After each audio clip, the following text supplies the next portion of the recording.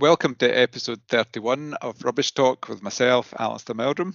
And myself, Jane Bond. And today's special guest is Dr. Colin Clark, formerly of Highland Council and various other places. But as usual, before we get to them, we'll pick up a couple of news items. So what's caught your attention, Jane? Well, we're back to vapes again. Oh dear. So, yeah, no, this is a good one. 23rd of February, Scottish Government published legislation to ban the sale of and supply of single-use vapes from April 2025. So I went onto the Scottish Government website and I found it, which took me a bit of searching. So I think we can share that link. But yeah, there's draft regulations that are out and a response, and the consultation, we don't have a lot of time to be fair, 8th of March 2024. So it's nice to see that the Scottish Government are taking on views, the fact that we really don't like vapes, particularly in the waste industry. So that's quite a good one. It might be interesting what ends up being defined as a single-use vape, and well, yeah, the producers are just going to turn to making ones that last a bit long, slightly longer, and therefore they're no longer single use. So probably a well done to Laura Young, who we've had on episode 17, who started a pretty big campaign about single use vapes. Another thing I noticed, the data, Scott Butler from Material Focus, who we had on episode 15, his estimate was 5 million single use vapes in the UK discarded every week.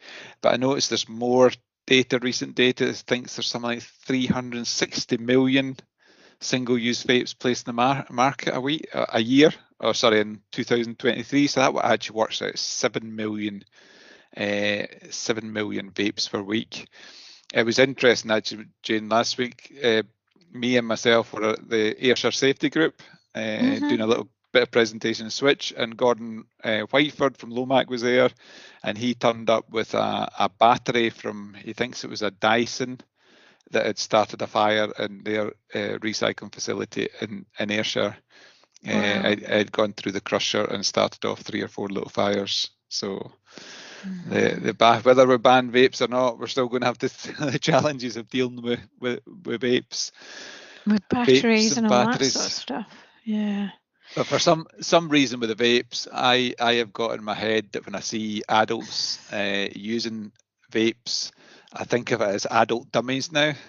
So I've got this in my head that it's like a baby's dummy, but it's an adult equivalent. So it's like a comfort blanket. Yeah. So hopefully I've not offended anybody if they do vape, but that's what passes through my head when I see people vaping nowadays. So there you go.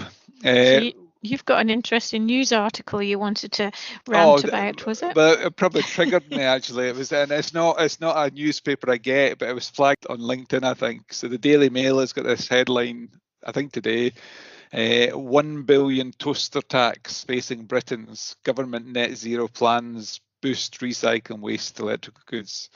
So it's making out there's this big huge issue with waste electrical recycling. And in reality, the current consultation, what it's doing is saying, if you buy an electrical appliance at any retailer, they've got a requirement to take that back and recycle at the moment, but that doesn't apply to online goods and so on. So there's currently a consultation for that. So it's not really a £1 billion tax. It's actually really what we should be doing, and recycling and recovering that material and so on. So I sometimes wish the waste industry was a bit more focused and organised at, pushing back on that type of, if you like, propaganda. Oh, it's these headlines, isn't it? The negative always sells papers.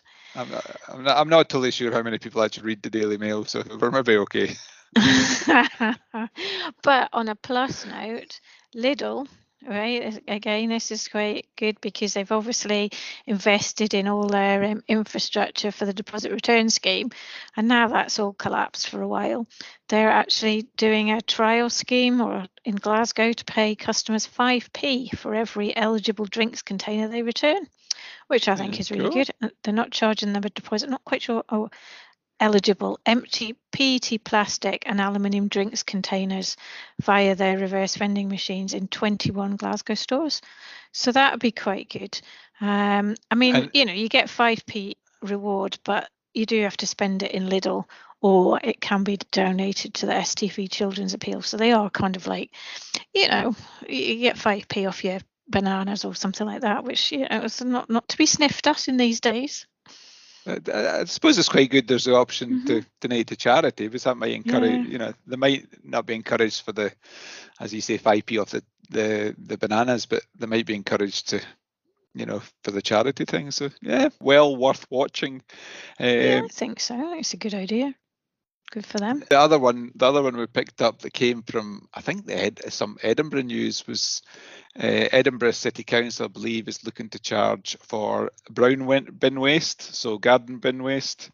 And there's a bit of a rumour, or maybe more than a rumour, that the Scottish Government is likely to make garden waste collections a statutory service, and one that they'll reimburse the councils for. So at the moment, councils are allowed to charge for garden waste, but as we know, Jane, from various authorities we're working, when they do charge for garden waste, what ends up happening is a lot of that garden waste ends up in the residual waste, and they actually end up paying for it more in landfill tax and disposal rates than they actually earn from the savings. So it's one of these savings that council staff often put forward, budget savings, but in reality it actually costs them more money. So it looks like Scottish Government is maybe making it a statutory requirement to collect garden waste, which may actually get people all excited, because what we should really be doing is home composting or garden composting, and that cuts out a whole collection service. But do you remember ages ago we got given composting bins? I've still got two in my garden. I've got two in my garden. You could, I don't know if you got a discount on them or you got them free or something like that. I've got one in my garden. I've done it, but because you get it picked up, then I haven't bothered with the very complicated composting. There you go. Kind of back on the SEPA Zero Waste Scotland consultations, the SEPA regulation, the Zero Waste Scotland circular economy one, and we've been to listened to some presentations this week via internet webinar things, which were really interesting. I found them quite interesting. Just need to respond and read. Yep. No, I went on the one that Andy Sullivan from SEPA did a couple of weeks back now, and some quite interesting chat for them. But one of the things he actually messaged me afterwards, because we'd talked about the SEPA public register has not been great since the cyber attack, but he was, that's actually vastly improved now. So if you want to search for things, so like for example waste carriers registrations, that register is live, and so you can search for waste carriers and brokers, all PPC Part A permits, and information's up live, and the plan is to make much more use of that public register space, as people can check if contractors, so white van man that promises to pick up their waste, you can actually go in and search properly and see if he is allowed to do it or not allowed to do it. That's good. So it's all quite positive. So no, all good. Albion News, we're looking at people might already know about this, but Big Plastic Count. We took part in it last year, and it's just looking at how much, taking it for a week from 11th to the 17th of March, and doing your own waste analysis and counting how much plastic you throw away in that week. It was done in 2022. Almost 2 million pieces of plastic packaging are being thrown away a week from the 250,000 people that took part, which I think is just quite amazing. You like to kind of see how much plastic is actually going in your recycling and how much is going in your residual bin. And I think once you do it, it's a bit of an eye opener, isn't it, really? Yep. So we've got staff have signed up to do it, and we'll also put the link, if people aren't aware of it, we'll put the link on the show notes. Great thing for kids to get involved with as well. So a little mini waste composition analysis in your house. So we'll get everybody doing mini waste comp in their house. And as they get older, if they want a job, we can can give them some work experience. There we go. And just a little bit of trivia from me. One of my life hacks, and I'm not sure why it's taken me that long to work it out, but I do sometimes get a bit of a backlog of podcasts that I like to listen to, and I've discovered that I can actually listen to them at 1.2 speed. Still make sense of them on the whole, and I get through them much quicker, so I get through my backlog. So I just wish I could do that in daily life as well, get through my emails in 1.2 speed, but it doesn't quite work out that. And the other thing I've noticed is it's now light on the way to work, and it's now light on the way back. So somebody was telling me, I can't remember who it was, that from the 28th of February, sunset is at 6 p.m. and it will not be sunset earlier than 6 p.m. until the 29th of October. So there you go. We've got lots of daylight to look forward to. Makes so much of a difference, doesn't it? The daylight, and perhaps if we can, reduce the amount of rain as well, we'd be laughing. Well, I walked to work along the beach this morning, and Aaron was looking lovely with his snowy cap on. It did have a bit of cloud on top of the hills as well, but a nice snowy cap. So there you go. So I think that's us for this week. Our guest, as I said, is Dr. Colin Clark, who has been in the industry for many years. He's currently semi-retired, based up in the Highlands, and we'll pass over to Jane, myself, and Colin. Hi, Colin. Nice to see you. How are you? Very well, Jane. Lovely to see you and Alistair. Good to see you, Colin. You're looking very relaxed there in the sunny Highlands. Right, Alistair. We've got to ask you how far, Colin. We've got to. Or as you would call it, a kind of slow walk round the garden. So, Colin, back to this lazing around. So, you've retired now. Obviously, you've been working in the industry for years and years. Not saying that you're that old at all, Colin, but what sort of, what are you doing now? Not a lot. It depends if you ask me and my wife. I would say I do a lot more than she thinks I do. But I do a wee bit of work. So what kind of work are you doing now, Colin? Are you just picking and choosing the things that you like? Well, people that I like. I do a wee bit of work for Aberdeen, and I'm a director with Fife's Waste Alio. But I suppose the longest thing I've been doing is I'm a volunteer director for ILM Highland, which is a charity in Highland that recycles and tries very hard to reuse and refurbish and reuse waste electrical goods, and it's been doing that for nearly 20 years now. But the problem is the goods are not very amenable to reuse and refurbishment, and nothing much has changed over the last 20 years, which is a major disappointment to me, to be perfectly honest. So when you say that they can't be reused or refurbished, what do you mean by that? Well, ILM collects all the white goods and all the small electricals from all recycling centres in Highland, has been for the last 20 years. But because they're in recycling centres and viewed as waste, and people view them as waste, ILM tend to get them in not great shape, let's say. Some of them are in good shape. But even when they get them in good shape, washing machines and stuff like that are not very easily repaired and refurbed to the extent that somebody's going to be happy to buy it. Don't tell me you've never taken a washing machine apart, Jane. Do you know what? That's not one of the things I've done recently, is take a washing machine apart. That's ridiculous. I used to repair the brushes in the motor. There was a wee shop in Glasgow, at the end of the high street, you could buy the brushes for the electrical motor for about, I don't know, 50 pence each or something. Yeah, yeah. And the wee guy would tell you how to do it, and I repaired my washing machine about 4 or 5 times doing that. Yeah, Well, I only- do have a washing machine man who comes and fixes my washing machine, and then last time he said, nah, I think you need a new one. And I did go to one of those scratch and dent places and got a kind of I don't know whether it's refurbished, but it was kind of, I felt I was doing my bit. Yeah, well, ILM's got a shop and a website. This is turning into an advert for ILM. It's great. For second-hand goods. But this is ironic. It can't get enough refurbished goods.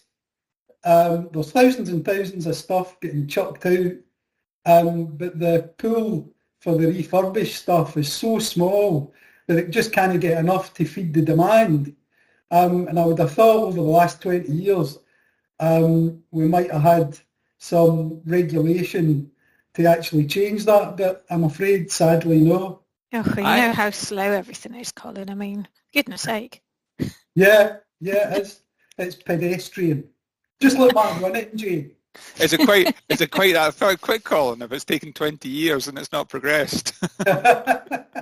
ILM must be one of the oldest sort of charities in that space, because they've been around for ages. It's our 30th birthday in April.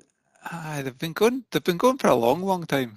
They've been going for a long time. Well, 30 years to be precise. No, but I'm just thinking I'm thinking of other not-for-profits in Scotland. Quite a lot of them sort of come and go and not. Yeah.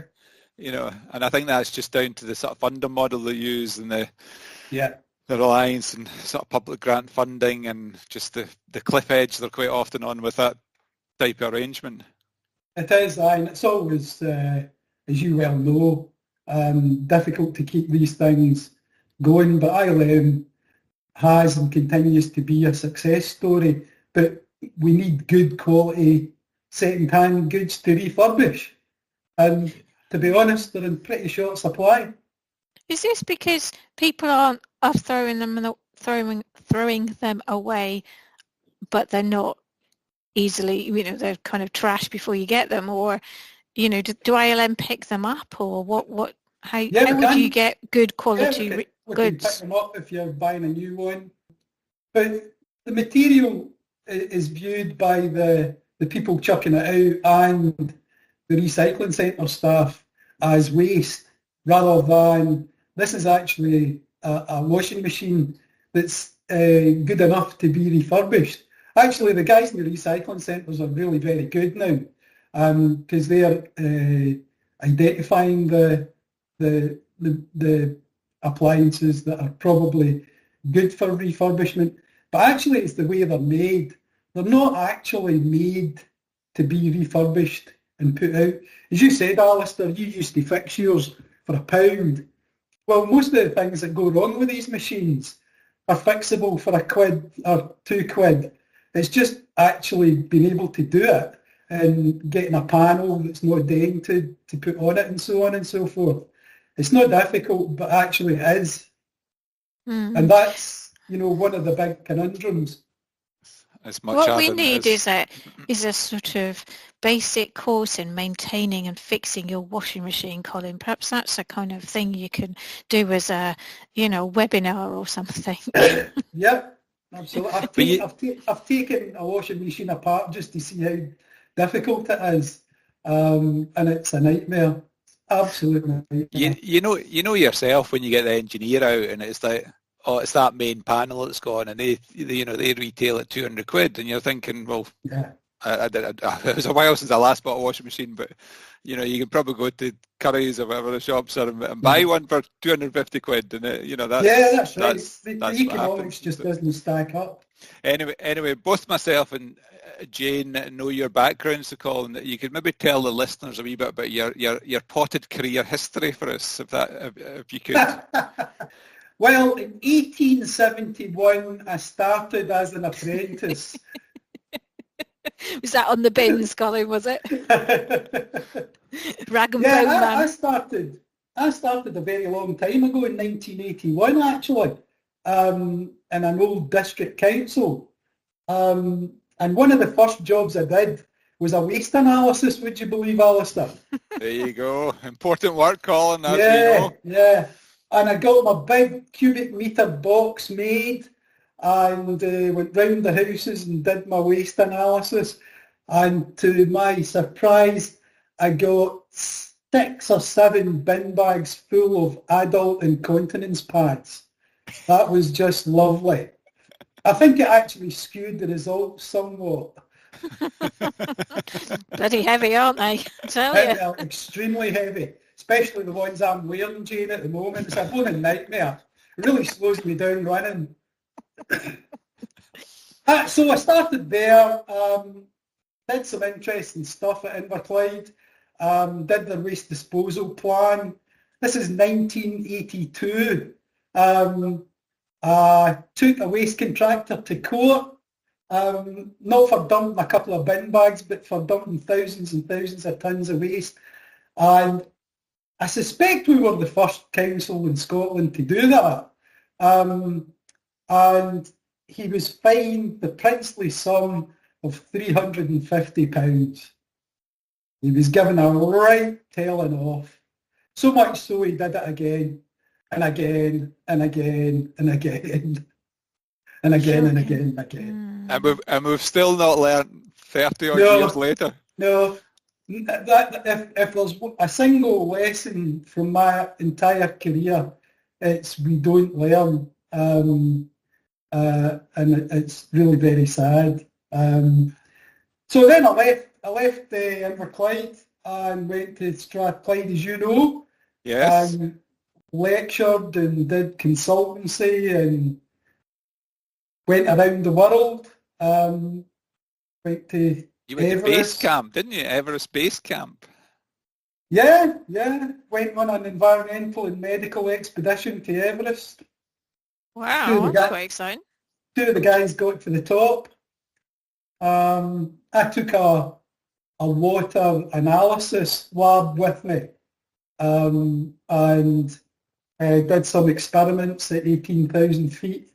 But the funniest thing about that, apart from not washing for about 3 weeks and having my underwear then stolen, either they were stolen or they actually got up and walked out the tent. The suggestion is that probably they walked out the tent of their own volition. Sleeping on a glacier is a bit of an acquired taste. But what was I going to tell you? I took a load of yak dung, dried yak dung back with me. The Nepalese up in the mountains use yak dung as fuel. So they dry it and then they burn it. So I had an idea. I thought, I wonder what sort of parasites are in the yak dung. So all the way up and all the way back, I collected yak dung.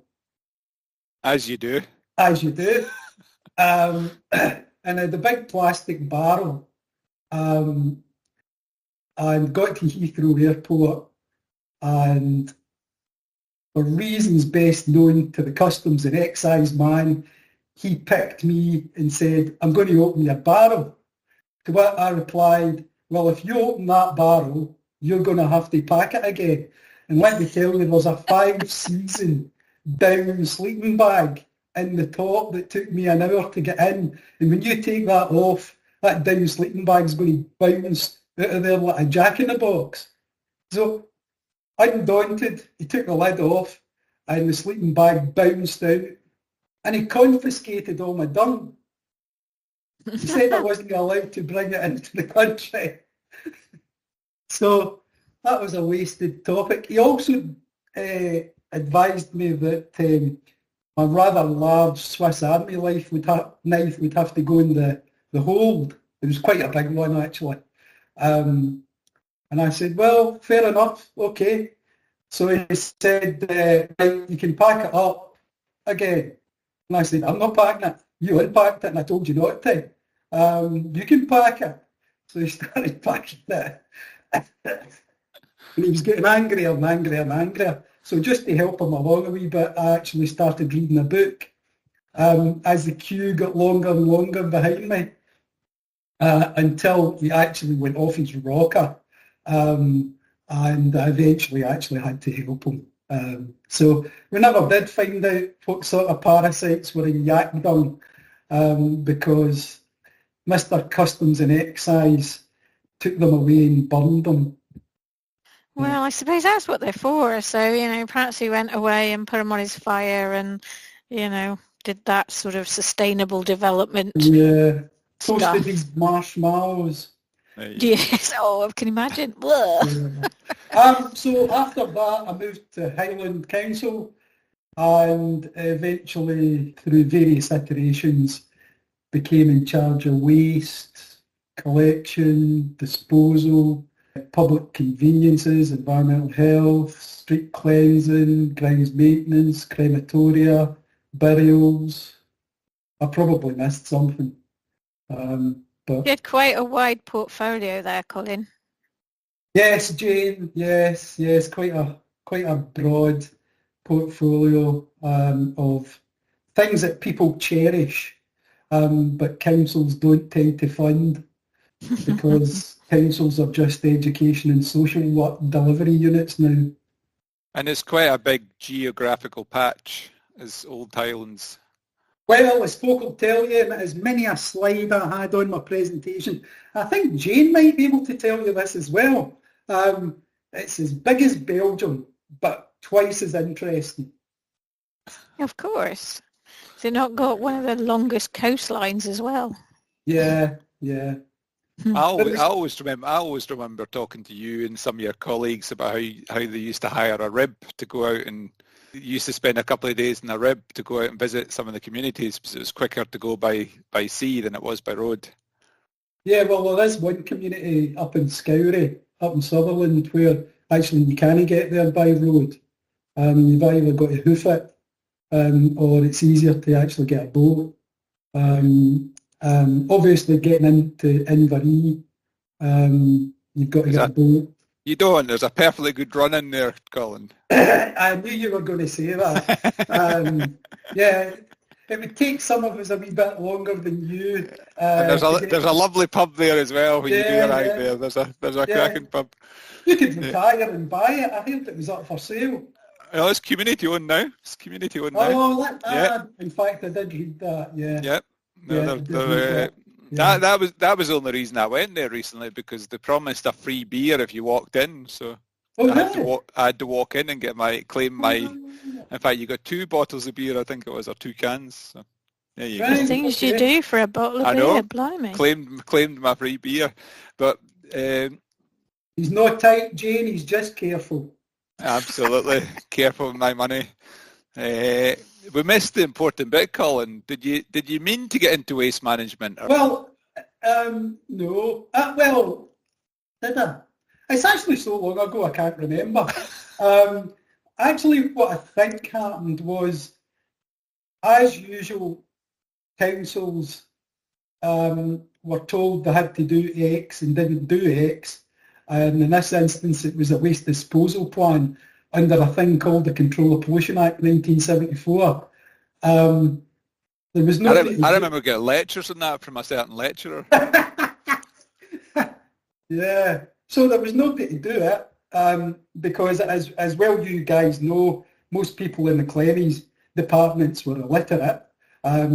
So I was actually set up to do it. And I was given a very short period of time to do it because you just leave these things to the last minute. And I never really went back. I just stayed. One of the interesting things was that job titles were, they've gotten very flowery and vague nowadays because people in top jobs in councils actually don't know what the job is anymore. They create these titles for them, like place, the director of place, it should be the director of a flatfish. I think that's even more sort of descriptive. But the guy in Inverclyde who's in charge of cleansing operations, and we had an incinerator. In fact, we had 2 incinerators. I put one out, incidentally. He was not best pleased. He was called the superintendent of cleansing, which I think is quite an impressive sort of title. But yeah, I went up to the cleansing department and never ever left. And here I am, 40 odd years later, still checked in. So looking back on that extensive career, any favourite roles or projects, or disastrous roles or projects? Favourite? One of my all-time favourites actually was way back at the beginning. We had an urban quarry in Gourock that we turned into a landfill site. Before you knew it, hydrogen sulfide started to percolate up through the drains because it was an outfall to the river, and there was a fair old drop in it. And of course, those were the days when you landfilled plasterboard.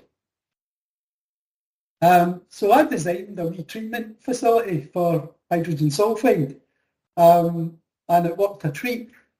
The hazardous waste inspectorate were quite interested in it, but I don't ever remember it ever having been used anywhere else. Well, even although there's a big quarry issue with hydrogen sulfide in the Midlands somewhere. I was just going to say it got to senior government minister level the other day. There was comment about it. Did you see that? Yeah, well, I wrote to him. Just last week. You just offer your services. No. Just saying, 40 years ago I solved a problem using hydrogen peroxide. Has it been tried? He says, no, just on my hair. If only, Jane, if only. So have you got any funny stories, Colin? You must have had some funny stories after all that time in the industry. Actually, no specific funny stories, but I was thinking about the worst thing. I'll tell you why there's no real funny stories. The entire 40 odd years has been funny because actually my lasting memory of the industry is that it's a right good laugh. If nothing else, waste is a right good laugh. And if you get 3 or 4 folk involved in the waste business in a room, especially if alcohol's involved, it's really a great laugh. And I think that's because quite a lot of the people in the waste business are mad, staring bonkers, but great people. But Alistair was saying waste, worst things. Well, I tell you, Alistair, when I moved to Highland, I moved to be in charge of the proposed waste PFI. Yes. And Highland had already employed consultants, and positively the worst consultant I'd ever met was the technical consultant involved in that. She was an absolute nightmare. But the worst thing was, without any shadow of a doubt, the area waste group and the area waste plan process. In my 40 years, that stands out as a complete and utter lemon. What a waste of time that was.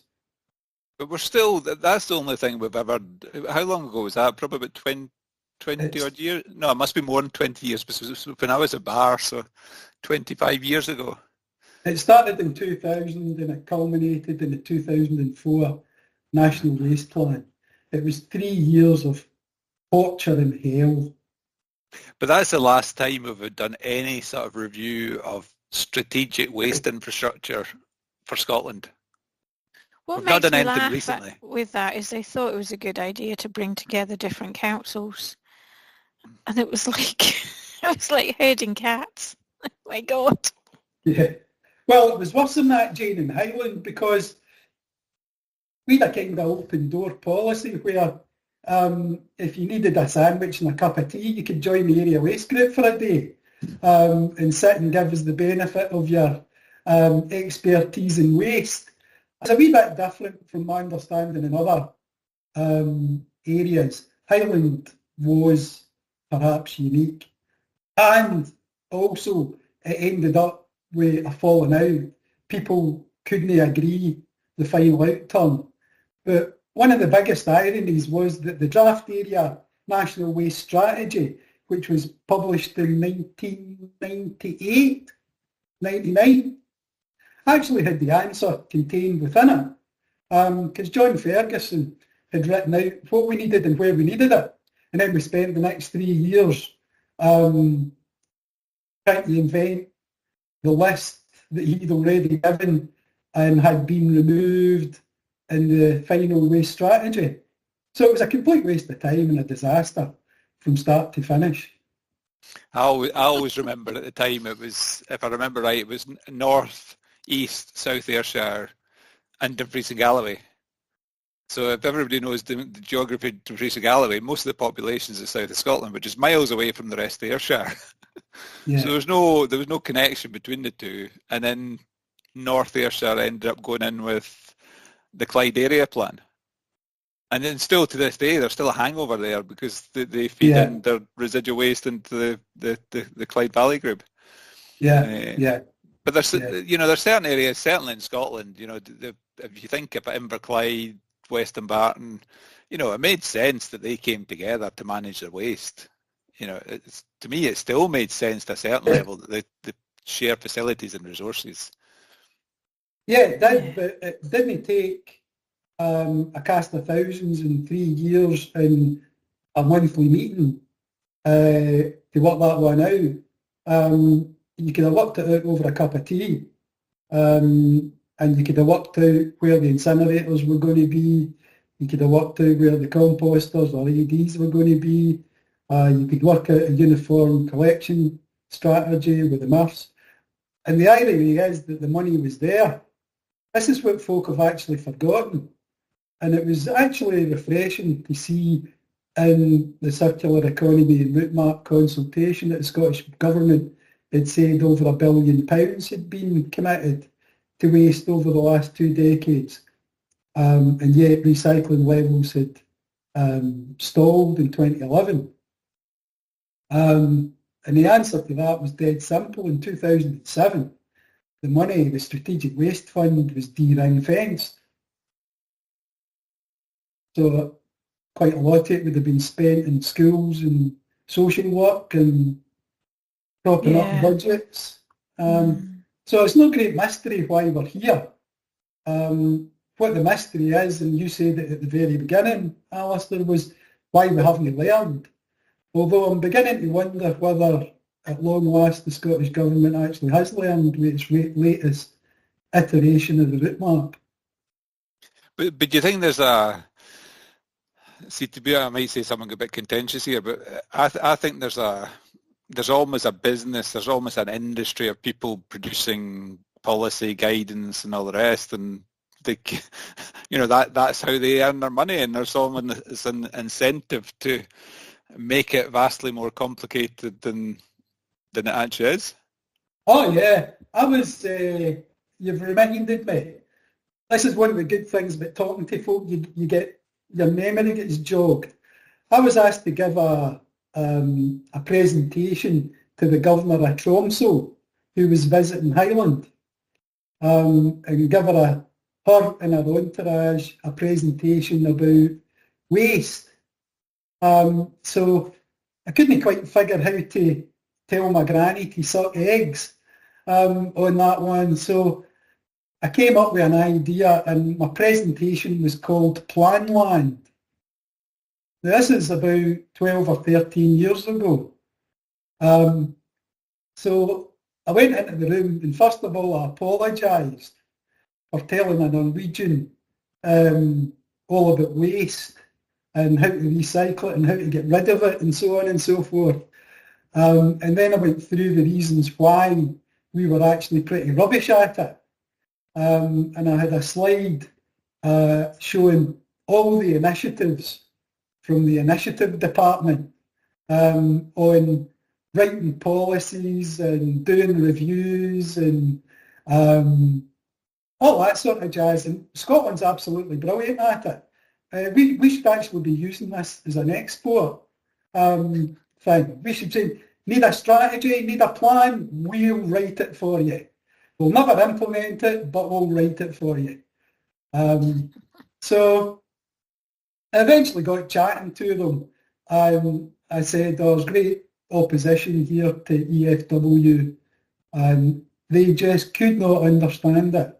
They were at a complete loss as to what the difficulty was. They walked out the room shrugging their shoulders. Don't get this at all. What's the problem? Yeah, I suppose it's always going to be, we can describe and tell everybody what we're doing and what we're not doing. It's the what we're not doing and how we actually get on with it.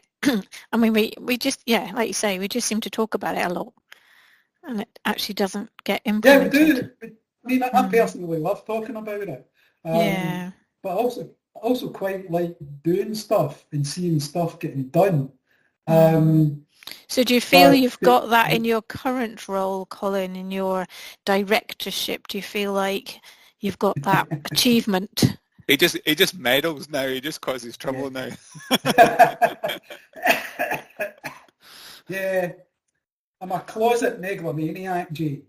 Yeah, it's quite good, actually, getting a bit more strategic. The other thing that's good is the word strategy, because it's what's missing in Scotland and what has been missing in Scotland. It's an unknown word in general terms. We're very, very parochial. We tend not to want to learn from other folk. Introducing stuff that other folk have been doing for years. Got to consult, got to think about it, got to grow old worrying about it, which is a bit unfortunate. So yes, I do quite like telling folk what to do. Just a wee side question, Colin, that's popped into my head. Now you've been retired officially retired from Highland for quite a few years now. I've hesitate to put a number in it, but 4 or 5? 7.5. 7.5. There you go. Yep. Do you think your perceptions change now you're, if you like, step back from the industry? Do you think your views have changed? Probably not. No, I don't think so. I think they've solidified, consolidated. I think when you're in the day-to-day stuff, you're dealing with the day-to-day stuff. But you get quite a good perspective from your comfy chair sort of thing. And you see the simple things. It's not just waste, it's right across the portfolios. The same problems beset health, beset roads, beset everything. We just endlessly talk about stuff rather than figure out how to do it and then share that and then do it. You know, every 32 local authorities will do something 32 different ways, which might not be a bad thing, but they don't share. You know, it's very difficult to share. I said to one of my colleagues when I was interviewing him for a job, I said, one of the things I want you to do is get out and about and see stuff, talk to folk. And he said, oh, Chings, in my current position, I can't even get out of Lochaber, far less anywhere else in Highland. What chance have I got? And you can sort of broaden that out to Scotland, really. Oh, absolutely. What's your thoughts? Do you feel you've got to sort of champion the environmental, the waste bit at every opportunity? Are you the dinner party guest from hell that wants to reorganise things? And how do we get that engagement in public a bit better than it actually is? Because there's so little information out there for the general public. Yeah, well, I'm the grouchy one. I'm the one that rakes through people's bins and stuff and says, you've made too much food or you've bought too much food. What are you doing that for? But it's not true. I'll let you into a wee secret because it's just you two that's listening. I do my own waste analysis in the house, and my wife hates it. You're actually the second guest we've had on that does this. So Laura Young also recommended doing a waste audit, keeping all her waste and then working out what quantities it was. So you're actually the second guest to talk about that, Colin. Well, my recycling rate, my weekly recycling rate is 90% on average. And it's not difficult. And I'm not doing anything that anybody else couldn't do. All I'm using the facilities that are available to me. If it wasn't for the public, we would be doing very well. But you see, politicians are terrified of doing anything to the public. And they're terrified of saying, by the way, it's your fault that the place is litter strewn. It's not the council's fault. It's your fault. It's your fault that there's loads of fly tipping. It's your fault that we're not recycling more. So politicians need to grow up here. The only way to get the public to do stuff is to hit them in the pocket. It's very difficult because you get communal properties and stuff like that. You've got poor people and you've got politicians that won't do it. So yes, it is extremely difficult when you have got lots and lots of poor people who are struggling just to survive and you're asking them to separate their waste and so on and so forth. But the politicians need to get a grip and tell it the way it is. Because quite apart from recycling and residual waste and so on and so forth, the litter problem in Scotland is completely out of hand. And my very good pal, George Niblock, has tried and tried and tried and tried. And even the courts have failed him. That's hard. I was trying to remember George Niblock, episode 11. Yes. Rubbish Talk, where we talked lots about litter and fly tipping. I was having a conversation with somebody earlier today about fly tipping, and they've interviewed councils, they've interviewed SEPA, they've interviewed fiscal, and what she's getting is they're all working in little silos. They're all, the fiscal saying the problem is we're getting we're not getting it presented right, and I'm like, they need to be brought in a room together and work out who's doing what, and surely that's not that difficult with 32 local authorities, one SEPA and one fiscal, you know. None of it's difficult.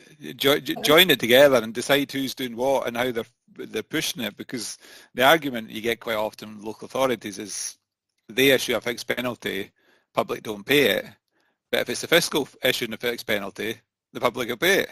Yeah. You know, and just that simple transition would be enough. But then somebody needs to, you know, take that on board as a fiscal to sort of run with that. No, you're absolutely right. None of this is difficult. In fact, nothing in waste is super difficult. It's actually just having the endeavour to do it. And all the wasty guys want to do stuff. But you've got this huge mass of inertia. Coordinators, policy people, improvement people, performance people, who largely do nothing except live off the back of folk that do stuff. So I was going to say all work, no play, but you're obviously semi-retired, so you do get lots of playtime. Apart from the running, any other hobbies? Well, I'm still playing football. Good. Still play football. Well, some people would say I don't play football, but I'll call it playing football. You still turn up at the pitch? I still turn up, yeah. Good for you.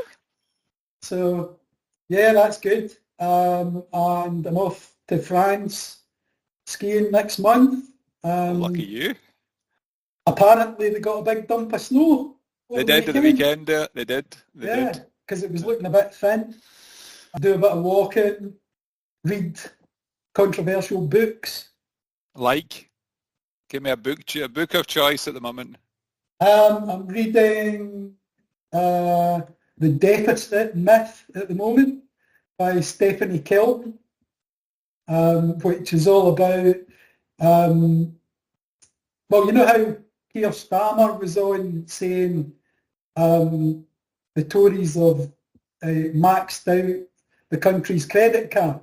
Yep. Well, the country doesn't have a credit card. It's a load of bollocks.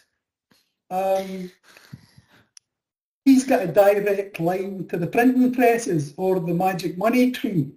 The UK can never run out of money. So in terms of this book, Colin, this sounds a bit like, doesn't sound like a holiday reading for me for my holiday when I head off to the sun next week. Have you got any nice chick flicks or, easy reading books? No. All right, okay. No. Well, so what about what's next? You've obviously got your directorship with ILM. Yeah. Is that something you're just going to keep going with? Is there anything else you think you'd like to dabble about in? Yeah, well, I would like to stay alive. So, I mean, the sort of my next thing is death, I suppose. For goodness so sake. litter picking on the pearly gates. But no, I think I'll plod on. I thought you would have gone for a board member of SEPA there. They were looking for board members there recently, Colin. I don't think I would become a board member in Scotland, Alistair. I'm just not good enough. I suppose it's your definition of board member, isn't it, right? You could be a member who's very bored. So what is a fact, Colin, that you could share with people about your sector or the job that you don't think people will know? Have you got any good juicy facts that you think people might not know and could do with knowing? Well, I think we've touched on it, Jay. I think the fact is it's not difficult, but I think that's probably the best kept secret in the industry. Nothing that I can think of in terms of waste is actually difficult. It's just we've made it incredibly complex. Colin, don't tell people that it's easy. We from a consultancy point of view, we keep going on about how difficult it is, but we can solve it for everybody. Isn't that right, Alistair? I mean, cracky, if they think it's easy, we'll never get a job. Look, whoever's listening, I'll do whatever they're doing for £100 an hour less. You're retired now, Colin. You can't do that. So that means I'll be doing it for £2 an hour. You'll be paying them money, Colin. Yeah, I would say that's the best kept secret, Jay, in all seriousness. It's complex, but it's not difficult. It's two different things. Yeah. Fair enough. Just moving on from that, Colin, a favourite piece of slang or dialect that you've come across in your time? You must have come across something good when you moved from Glasgow up to Highland.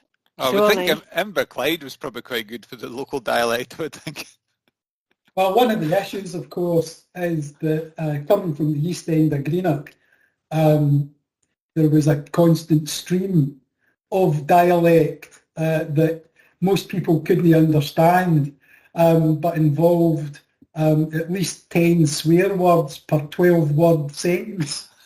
I don't think I could resort to any of that. But one of my favourite is, and it's got nothing to do with waste, is I'll take my hand off your face. Okay. And was that ever used against you? Yeah, I think my dad said it once or twice. I've got absolutely no idea where that one came from. I mean, what it means is I'm going to hit you, but take my hand off your face. There you go. Okay, I've never read that one before. That's a new one. Another new one. There you go. Am I right in thinking you grew up in Greenock? Is that right? Aye. So it might be a Greenock type expression. Well, actually, there is an ultra Greenock expression. Again, it's got nothing to do with what we're talking about. it's to do with Halloween, because the kids in Greenock, or the Waynes in Greenock, go out on Galoshians. On what? And what? Oh, exactly. It's purely a Greenock word, Galoshians. There you go. Okay, never heard of that before. But okay. No. So they don't go out trick-or-treating or any other American sort of thing. They go out on Galoshians. There you go. Mm. So I'm going to give you a magic wand to cure the waste management ills of the world. What would you like to use it for? I would like to use it to make lots and lots of people disappear. All the ones that I've spoken about, and leave it to people that actually know what they're doing and can go on and do it. So I would reduce the wage bill right across Scotland by making lots and lots of people disappear magically, because all we do is block progress by endless bureaucracy, endless fora for making decisions, or rather fora for not making decisions. So I think I would call it the strategic magic wand. And I suppose you reduce the population, you can also reduce the amount of waste produced, so you've got a win-win situation there. You're an absolute genius, Jane. Sorted. Do you not think, to a certain extent, Colin, that it's been going on so long that there's not enough sort of practical people doing the hands-on delivery bit, and the opportunities, particularly for young people, is that they're automatically, once they get a bit of experience doing the operational bit, they're pushed towards the sort of policy type stuff, and where they end up almost in a bit of a dead end. Totally agree with that. Totally agree. That there is no future in the more practical aspects. You hit a ceiling, you hit a wage ceiling, you hit a position ceiling, you probably hit an interest ceiling as well. So if you've got anything about you, you'll ultimately move on. But how many strategies does a country of 5.5 million folk need? How many consultations? How many plans? You know, I was young when Jane and I first met. Jane still looks young. But that Nivea cream, Colin, you need to start using it. I thought it was monkey glands. But that was 25 years ago. You know, it'll be more than that, Colin. Jane must have just been out of school. Yeah, it was more than that, Colin, actually. More than 25 years ago, yeah. Oh, 2000, well, you would have started at Highland in about 98, 99. I started in 2000. So, back to sort of your longevity of your career, Colin. If there's anybody coming into the sector now and wants to do what you've done, or, you know, what sort of advice would you give people coming into the waste sector or thinking about it as a career? What would you say to them? I think it's a great career, and it's been very good to me and very good to you, Alistair, and most folk I know, actually. It's been pretty good too, so I would recommend it. But I would say have a laugh and don't take yourself too seriously. I think on occasion we do take ourselves too seriously, and don't take anybody else too seriously either. And if you happen along a disaster or what somebody might call a catastrophe, actually just leave it and don't do anything for 24 hours. And you'll see it in a completely different light, and it won't be the disaster you think it is.